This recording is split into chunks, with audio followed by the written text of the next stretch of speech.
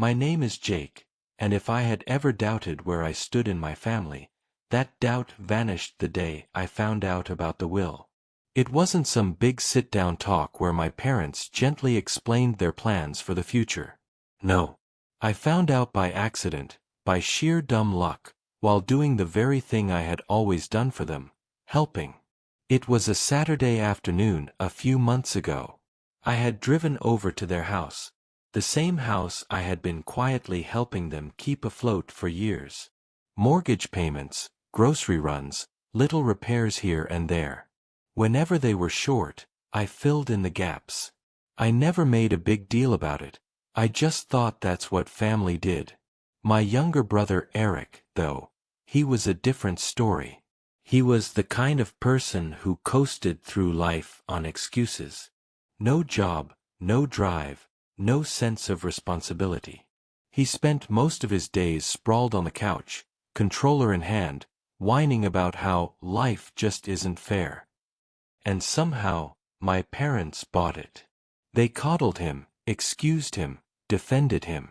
To hear them talk, you'd think Eric was just going through a rough patch that had somehow lasted his entire adult life. That day, Dad had asked me to help organize some paperwork. He'd always been hopeless with anything beyond signing his name, so I sat at the dining table sorting through legal documents while he fiddled with the remote in the living room. I wasn't expecting anything unusual, just insurance forms, bank statements, maybe a tax document or two. Then I saw it. A folder labeled estate plan and last will and testament. Normally, I don't snoop. But after everything I had done for them, years of paying their bills, keeping the lights on, covering emergencies, I figured it wasn't outrageous to wonder what their plan looked like. So I opened it. And that's when I felt my stomach drop. Everything was going to Eric. The house. The savings. The assets. My name wasn't mentioned once, except for a token line about loving both our sons equally. Equally. That word made me laugh out loud, a bitter, humorless sound. If this was their definition of equal, then I didn't even want to know what unfair looked like. I sat there frozen, my hand shaking as I held the papers. I thought about the late nights I spent fixing leaks in their roof, the paychecks I'd split so their mortgage wouldn't fall behind, the countless sacrifices I'd made without complaint.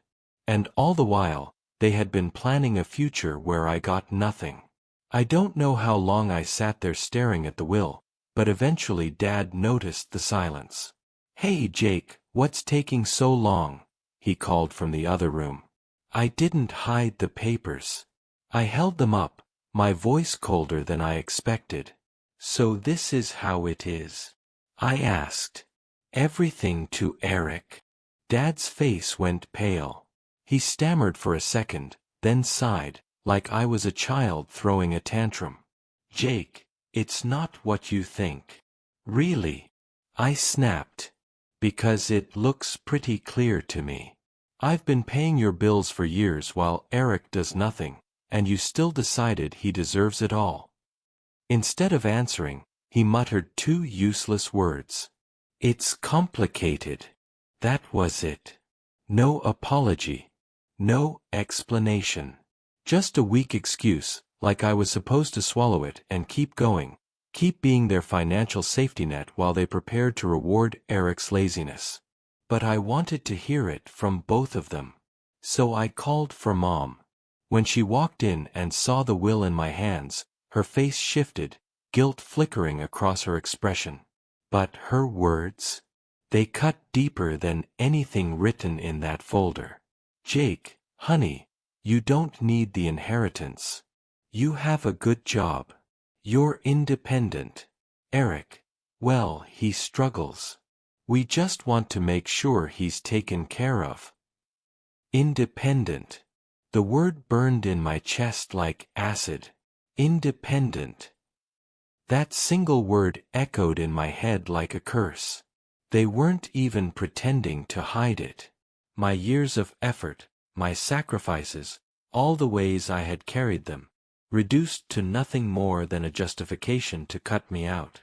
I set the will down on the table carefully, almost too carefully, because if I didn't, I was afraid I'd tear it in half. My jaw clenched so tight it hurt. I took one slow breath, then another. "Got it," I said flatly. "Glad to know where we stand." I didn't yell. I didn't argue. I didn't beg. I simply turned, grabbed my coat from the chair, and headed for the door. Behind me, I heard Mom's sharp intake of breath. "Jake, wait." But I didn't. I walked out of that house, slammed the door hard enough to rattle the frame, and kept moving. My phone buzzed in my pocket, but I ignored it. For the first time in years, I wasn't their fixer. I wasn't their wallet. I wasn't their responsible son they could lean on while glorifying Eric's failures.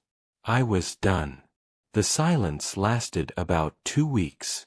At first, I think they assumed I was sulking, that I'd cool off and crawl back like I always had. Maybe they expected me to send an apologetic text or show up with groceries again, pretending none of this had happened. But when the days dragged on with no word for me, and more importantly, no financial help, their tone changed. It started with a text from Dad one afternoon. "The property taxes are due." That was it. No hello, no how are you, no acknowledgement of the betrayal. Just a cold, transactional demand. I stared at the screen, almost amused.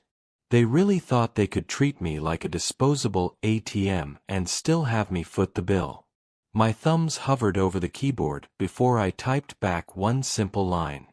"I'm sure Eric will handle it, since the house is his and all." It took less than 5 minutes for my phone to ring. Mom's name flashed across the screen. I let it go to voicemail. Then came the text. "Jake, please don't be like this. We need to talk." Now they wanted to talk. Not when I was breaking my back to support them, not when they signed my name out of their future, but now, when the bills piled up and their golden child couldn't save them. I waited an hour before replying. "There's nothing to talk about. You made your choice. Now live with it." I thought that would be the end of it. But that night, another message came through. This time from Eric. "Dude, why are you being such a drama queen? It's not a big deal. Just help them out like you always do." I almost laughed. Not a big deal? He was really saying I had no right to be angry about being erased from my parents' will. My fingers flew across the screen.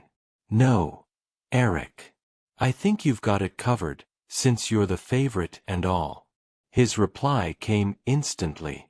"Oh my God, are you seriously mad about the will? Grow up, man. It's just money. Just money." Of course. Easy for him to say. He wasn't the one being cut out. He was the one inheriting everything. I typed back. "Then you won't mind using some of that money to pay the mortgage, right?" Silence.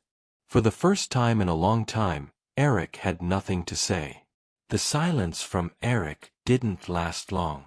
A few hours later, my mom tried again, this time pulling out the one weapon she always thought worked: guilt. "Jake, we're your parents. Family takes care of each other. We did so much for you growing up, and now you're just abandoning us?" I nearly dropped my phone from how hard I laughed. Abandoning them? I had spent years making sure they never had to struggle, while they rewarded Eric's laziness and treated me like a background character. And now, because I refused to keep being their safety net, I was suddenly the villain. I clenched my jaw, typed slowly so I wouldn't lose my temper. "You made it clear I wasn't part of this family when you left me out of the will. Now Eric can take care of you."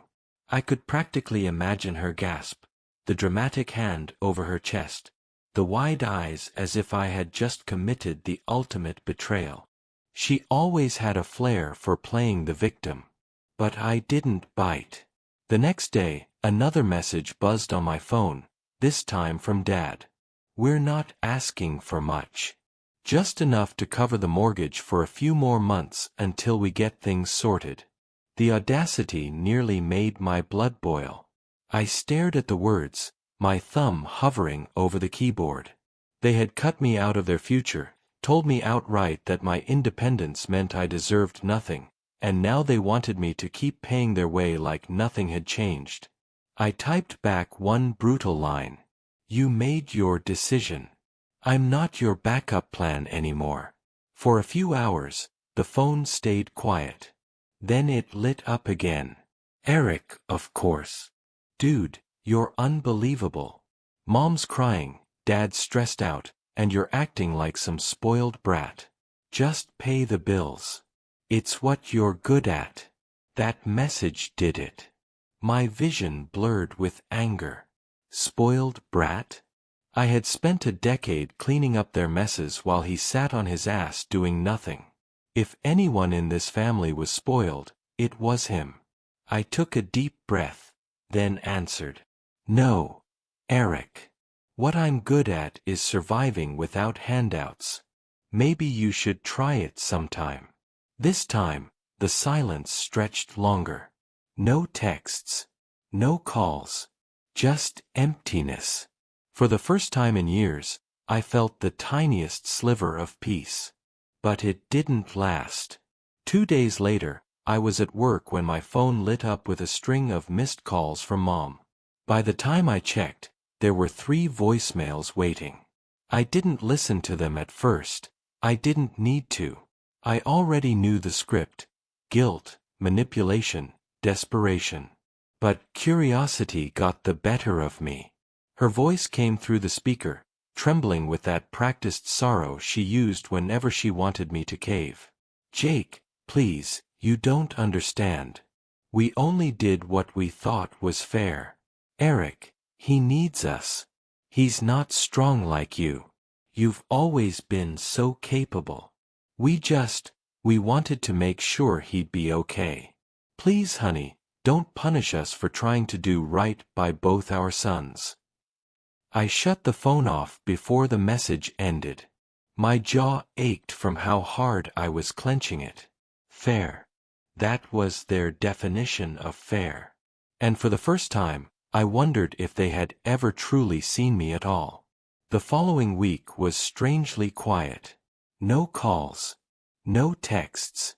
For the first time in years, I wasn't being dragged into their constant chaos.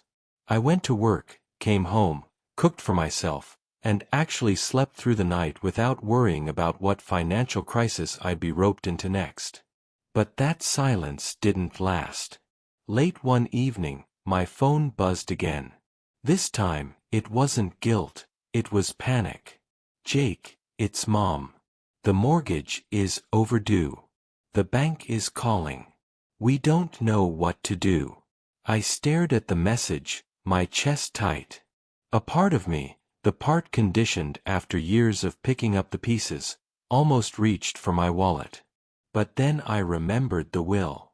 The line about me being independent, the justification that erased me from everything.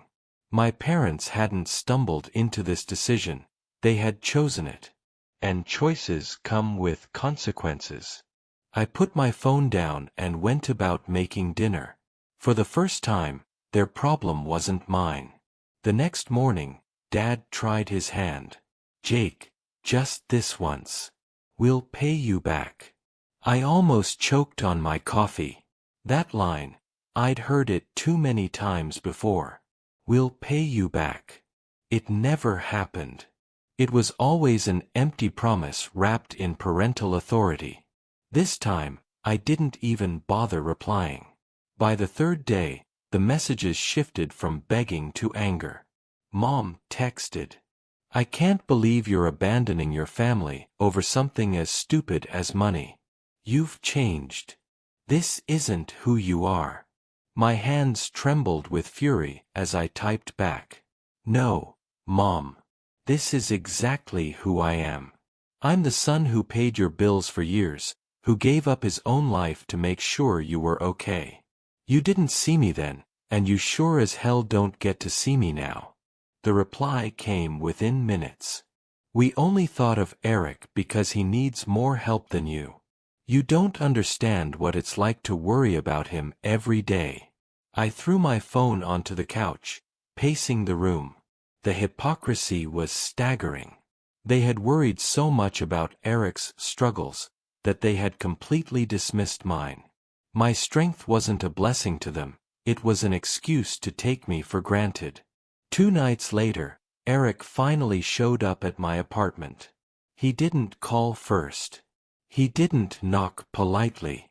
He just hammered on my door like a debt collector until I opened it. When I did, he was standing there in his usual lazy uniform, hoodie, sweatpants, and that permanent scowl that made him look more inconvenienced than desperate. "Dude," he started without so much as a greeting. "What the hell is your problem?" I leaned against the doorframe, arms crossed. "My problem? You mean besides finding out my parents cut me out of the will and gave everything to you?" He rolled his eyes. "God, you're still hung up on that? It's not that deep. They just know you'll be fine without it.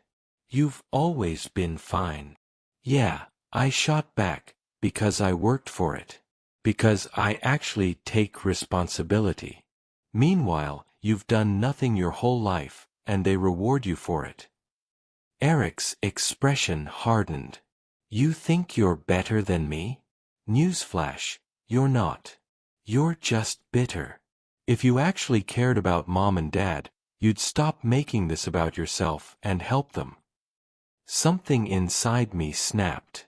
For years, I had let him talk down to me, leech off our parents, and still walk around like the world owed him everything. But not anymore. "No, Eric," I said, my voice low and sharp. "If you actually cared, you wouldn't still be sucking the life out of them at 30. You wouldn't expect me to pay for a house I don't even get to inherit. You want to be the favorite? Fine. Be the favorite. But you don't get to have me bankroll it." His jaw clenched. He didn't have a comeback this time. He muttered something under his breath, shoved his hands into his pockets, and stormed off down the hall. I closed the door and locked it, my chest pounding. For the first time, I didn't feel like the weaker brother. For the first time, I had stood my ground. After Eric stormed out, I expected more silence. But instead, things got uglier, and fast. The next week, my phone was a war zone of texts, voicemails, and missed calls. My parents had gone from guilt to begging, then straight into full-blown panic. "Jake, the utilities are overdue. We can't live like this. Jake, the bank said they'll start foreclosure proceedings if we don't pay soon. Jake, please. Just help us until we get back on our feet." Every message was the same. Me cast as their last resort, the safety net they had already cut out of their future. I ignored them all.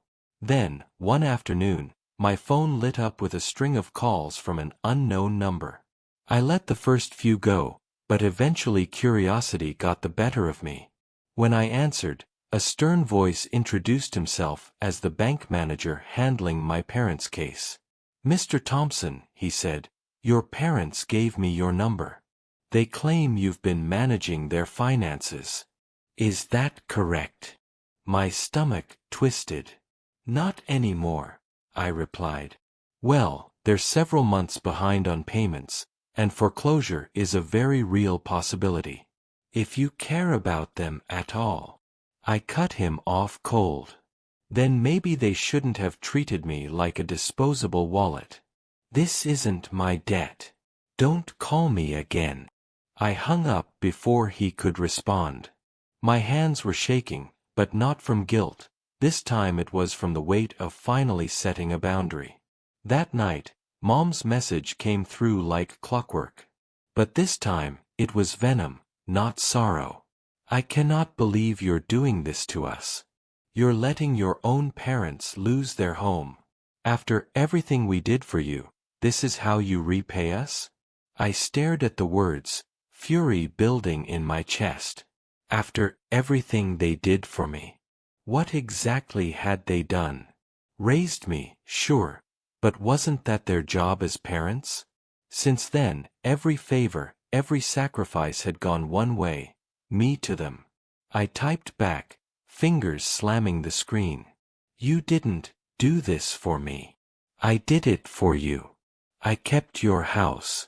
I kept your lights on. I made sure you didn't drown in debt. And how did you repay me? By writing me out of your will because I'm too independent. So don't you dare pretend I owe you anything now. No reply came that night. But the next morning, Eric showed up again. This time, he didn't come to argue, he came to beg. When I opened the door, he looked different. The usual smugness was gone. His hoodie was wrinkled, his hair a mess, and there was a flicker of panic in his eyes I had never seen before. Jake, he started, his voice lower than usual. Look, man. I know I've been a jerk. But they're serious this time. The bank's not playing around. If you don't help, they could actually lose the house. For a moment, I almost felt sorry for him. Almost. But then I remembered Mom's voice telling me I didn't need anything because I was independent. I remembered Dad sighing like my anger was just a childish tantrum. So I straightened my shoulders and said calmly, "That's not my problem, Eric. It's yours. You're the one inheriting everything, remember? Time to step up." His mouth opened, then closed. He looked like a fish gasping for air. But I don't have that kind of money. Exactly, I said. Maybe now you'll understand what it's like to live without a safety net. He didn't argue this time. He just stared at me, defeated, before muttering, "You'll regret this," and walking away. But as I shut the door, I didn't feel regret. I felt lighter than I had in years. For the next few days, I didn't hear a word. No texts. No calls. No late-night knocks on my door. The silence almost felt suspicious, like the calm before a storm. Then it came. I was at work when an email popped up on my phone. It was from my mom, long, frantic, filled with sentences that sounded like they were typed through tears. "Jake, the bank is moving forward with foreclosure. We don't know where we'll go. Eric doesn't have the money, and we can't afford rent anywhere else. Please, honey, just help us this once. We'll figure everything out after. Don't let us lose everything." I read it twice, then a third time. And all I could think was how twisted it was that they expected me to save everything, when they had already decided none of it would belong to me. Later that evening, the phone rang again. This time it wasn't them. It was my aunt, Mom's sister. She rarely called me, but her voice was sharp with frustration. "Jake, what the hell is going on? Your parents are telling everyone you've abandoned them. They said you're letting them lose the house out of spite. Is that true?" I froze. Of course. They couldn't win with me, so now they were turning the family against me. Painting me as the cold, selfish son who refused to lift a finger. I took a slow breath. Did they also tell you why? Did they tell you they left me out of the will completely because I'm independent and don't need anything? Did they tell you I've been paying their bills for years while Eric sat on his ass? There was a long silence on the other end. Then a quiet, "No. They didn't mention that." "Yeah," I said bitterly. "Didn't think so." She sighed, sounding conflicted. "Jake, I get that you're angry, but they're still your parents. Family is family." I laughed, a humorless, sharp sound. "Funny. They didn't think of me as family when they erased me from their future. Why should I think of them that way now? She didn't have an answer. We hung up not long after, the weight of her silence saying more than words ever could. By the weekend, the smear campaign was in full swing. Cousins, uncles, even a few family friends reached out with the same scripted lines. They're old, Jake. They need your help. You're the only one who can fix this. It was like everyone had decided that because I was the responsible one, I was obligated to save them. Nobody cared that I had been taken advantage of for years. Nobody cared that Eric had been handed everything on a silver platter. And then, just when I thought it couldn't get worse, Eric showed up again. But this time, he wasn't angry. He wasn't smug. He was desperate. He looked thinner, his eyes bloodshot, his voice cracking when he spoke. Jake, please. They're going to lose the house. If that happens, I have nowhere to go. You know I can't. He broke off, running a hand through his messy hair. I just can't do this without you. I stared at him for a long moment, the words independent ringing in my ears like a cruel joke. Finally, I asked quietly, do you hear yourself right now? He blinked. What? You just admitted you can't live without me. But Mom and Dad cut me out because I'm the one who can. You see the problem yet? For once, Eric didn't have a comeback. He just stood there, staring at me like a child who had finally realized the toy wasn't coming back. And for the first time, I saw it clearly. The golden boy wasn't golden anymore. The next week was chaos, at least, for them. For me, it was strangely quiet, almost peaceful, like I had stepped out of a storm I'd been trapped in for years. But the storm raged on at their house. Word got around quickly that foreclosure notices had been taped to their door. Neighbors whispered, family gossiped, and suddenly the golden image my parents had always worked so hard to project started to crack. I didn't have to ask for updates. They came to me, uninvited. My aunt called again, her voice softer this time. Jake, it's bad. They're weeks away from losing the house. Your dad's been drinking, your mom's falling apart, and Eric. Well, Eric's still Eric. He hasn't lifted a finger. Are you really going to just sit back and watch this happen? Her words carried the weight of accusation, but I didn't flinch. I'm not watching anything, I said calmly. I'm living my life. They made their choice. Now they're living with it. For the first time, she didn't argue. She just sighed and muttered, maybe they finally understand what they did, before hanging up.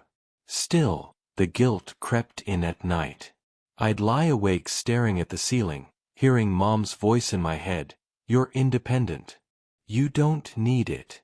As if my independence somehow made me less worthy of love, less worthy of being part of their family. A few days later, I ran into Eric again, this time at a grocery store. He looked rough, his clothes wrinkled, his eyes hollow.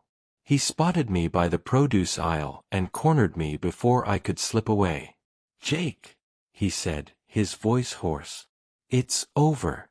The bank's taking the house next week. Mom's losing it. She cries all night. Dad won't even talk to anyone. You've proved your point, okay? You've punished us enough. Can't you just step in now? I dropped the apple I'd been holding and stared at him, stunned. Punished you? You think this is about punishment? This is about accountability. For once in your life, you're facing the consequences of the choices you and our parents made. Eric shook his head like a child refusing to understand. It's just money, Jake. It doesn't have to be this serious. My voice dropped to a whisper, sharp and final. It's not just money. It's respect. And I never got any. He stood there, speechless, as I walked past him and left the store. That night, I got another call. But this time, it wasn't from Mom or Dad. It was from Brooke, a family friend I hadn't spoken to in years. Her voice trembled as she explained that my parents had shown up at her doorstep, embarrassed and begging for a loan. They said you cut them off, she told me. That you don't care about them anymore. But Jake, the way they talked, I don't think they're angry. I think they're scared. Really scared. For a moment, I closed my eyes, letting the words sink in. Scared. That was new. My parents had never admitted fear, not once. They had always been proud, always pretending everything was fine. And now, stripped of the illusion, they were finally facing reality. But the question lingered, was it my responsibility to save them from it?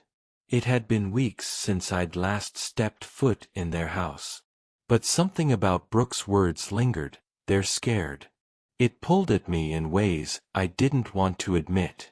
So the following Sunday, I drove over. The house looked different.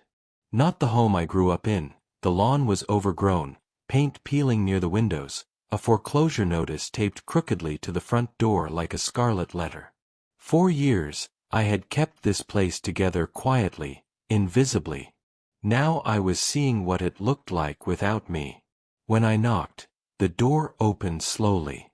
Mom stood there, hair messy, face pale, eyes red from crying.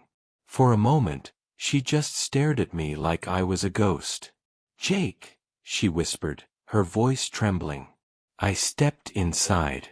The living room was cluttered, papers stacked on the coffee table, unopened mail spilling across the floor. Dad sat in his recliner, a half-empty glass of whiskey in his hand, staring at the muted TV. He barely looked up. The silence was suffocating until Mom finally spoke. We didn't think it would come to this." I let out a bitter laugh. "No. You thought it would never come to this, because you always assumed I'd save you." Her lips trembled, but she didn't deny it. Dad shifted, finally speaking. His voice was rough, tired. "We made a mistake, Jake. Maybe more than one." "More than one?" I snapped, my voice sharp. "You left me out of your will. You told me I didn't deserve anything because I was independent. You rewarded Eric for doing nothing and punished me for being responsible. Do you have any idea what that felt like?" Mom reached out, tears sliding down her cheeks. "We thought you didn't need us. We thought you'd always be fine. But Eric, he's not like you." "That's the point." I shot back. "He's not like me because you never made him be. You coddled him into helplessness and called it love. And now you expect me to fix it all? No. I won't." For the first time, Dad looked me in the eye. There was no anger, no defense, just exhaustion.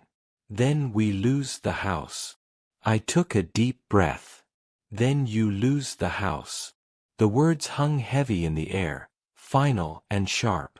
Mom sobbed quietly, sinking into the couch. Dad didn't move, didn't argue, didn't plead. Even Eric, who shuffled out of his room at some point during the shouting, stood in the hallway looking smaller than I'd ever seen him. I turned toward the door, my chest tight. 4 years, I had dreamed of this moment. Not their downfall, but the day I'd finally stand up and refuse to be their scapegoat, their backup plan.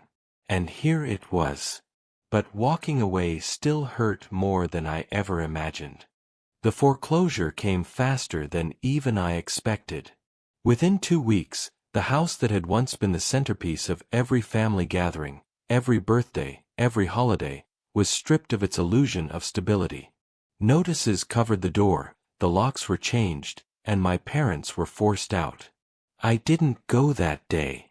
I couldn't. But a cousin sent me a photo of Mom standing on the curb with boxes stacked around her, Eric pacing like a restless child, and Dad staring off into nothing, whiskey bottle in hand. For a long time, I just stared at that photo. Not with satisfaction. Not even with anger. Just emptiness. That night, Mom called.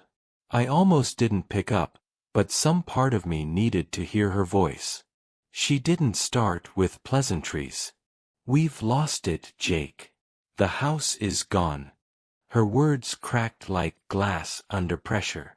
"I hope you're happy." Happy. The word stabbed me. "You think I wanted this?" I snapped. "You think I wanted to see you lose everything?" I begged for years to be seen, to be valued, and all I got was a pat on the head and told I didn't need anything because I was independent. She went silent, only her shaky breathing on the other end. Then she whispered, "We didn't realize what we were doing to you." "Exactly," I said. "You didn't realize, because you didn't care to." There was a pause, then Dad's voice broke in, hoarse, bitter. "So what now, Jake? You cut us out of your life? Pretend you never had parents? Is that what you want?" I clenched my jaw. "No. What I want is respect. And I don't think you're capable of giving it." The line went dead. 4 days afterward, I kept waiting for anger to return, for guilt to overwhelm me. But instead, what I felt was something new. Freedom. They had finally been forced to face the reality of the choices they made. And for once, I wasn't the one cleaning it up. Then, one evening, as I was locking up my apartment after work, I found Eric sitting on the stairs. He looked rougher than ever, unshaven, hollow-eyed, his hoodie pulled tight against the chill. He stood slowly, avoiding my gaze. "They're staying with me, in some friend's spare room. It's bad, Jake. Really bad." I crossed my arms. "And you're telling me this because—" His voice cracked. "Because I don't know what to do.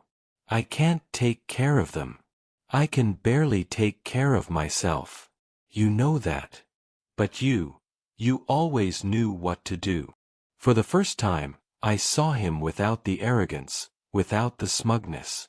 Just a scared, broken man who had been handed everything his whole life and never learned how to carry it. "Eric," I said quietly, "that's the problem. You've never had to know what to do, because they always let you lean on me. But that ends now." His shoulders sagged, and for once, he didn't argue. He just nodded, like he finally understood the weight of everything he'd taken for granted. I walked past him into my apartment, leaving him on the stairs. My chest ached, but my steps felt steadier than ever. Weeks passed. My phone stayed mostly silent, except for the occasional text from distant relatives who had finally pieced the truth together. Some apologized for judging me too quickly. Others stayed quiet, unwilling to admit they'd believed the narrative my parents spun. As for Mom and Dad, they didn't call again. Not to beg, not to guilt, not even to apologize. Maybe pride kept them quiet. Maybe shame. Or maybe, for the first time in their lives, they had to sit with the consequences of their choices without me to shield them. And Eric, he vanished into the background, the way I used to. A few people mentioned seeing him bounce from one friend's couch to another, but I didn't chase updates. He wasn't my responsibility. He never had been. For the first time in years, I lived my own life. I woke up without dread, without checking my phone for emergencies that weren't mine. I saved money. I started traveling on weekends. I even signed up for a cooking class, something I never had time for when my parents' crises filled every hour.